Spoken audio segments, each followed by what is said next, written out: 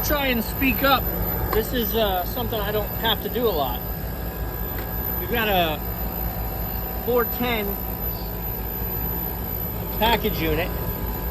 It's definitely not cooling properly downstairs. Our coils are clear, our fans are running, everything, mechanically everything's checked out. Our blower wheel, everything. We're just getting crappy output temperatures.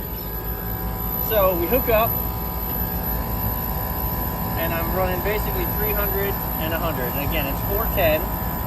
So shooting from the hip, I would say you're running a 34 degree coil. We're probably short on gas. But 410 is a real pain to not overcharge. So they give you a charging chart. How this works is, on the left side, it says outdoor coil leaving temperature. So this is our liquid line coming out of our coil, and that's what I've clamped onto. That temperature is about 92 degrees. And then the bottom one is actual compressor discharge pressure, right? So I'm right here coming out at the discharge line, and I'm at about 300. That's 305, 310, but whatever. Okay, so let's start with 300. Right? 300 is there. If you follow it up, I gotta watch it if these lines are burning hot. If we follow 300 up, our line hits at 75. So we're not there. We're 8, 85, 90, we're here. Add charge if above the curve. So we're gonna add a little 410 and then reference the scale to bring this into play. Because once you overcharge it, you'll end up on the other side. So as we continue on, it turns out this unit is very short on gas, which I knew based on we had very tepid temperatures coming back on the suction. But as I start weighing gas into it, our discharge temperature actually goes up a little bit, so we're at 100. We brought our pressures from 300 to 350. But let's get in here, not hurt myself. If our discharge temperature stays 100, then we gotta drive this head pressure to 400. Okay, as she leveled out, here's where we're at. We are now at 125 and 360. Holding at about 90 degrees. Let's see. There we go. 90 degrees. Discharge temperature, pardon me, is right there. We chase that over to the graph. We come down, down, down, down, down. 360.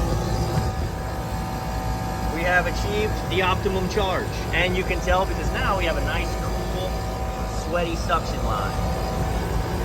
So, now our AC, let's look at what, right, you can see we had dead suction, low pressure switch. So this is added, this is actually my cohort, not me specifically, but you know, whatever, that's how I would have done it, so I'm not slamming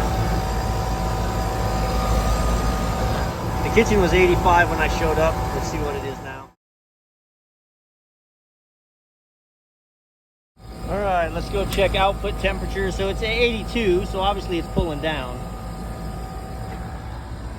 I'm not the only one with this problem, man. You leave this on here for any amount of time, that sucker is so hot you can't touch it.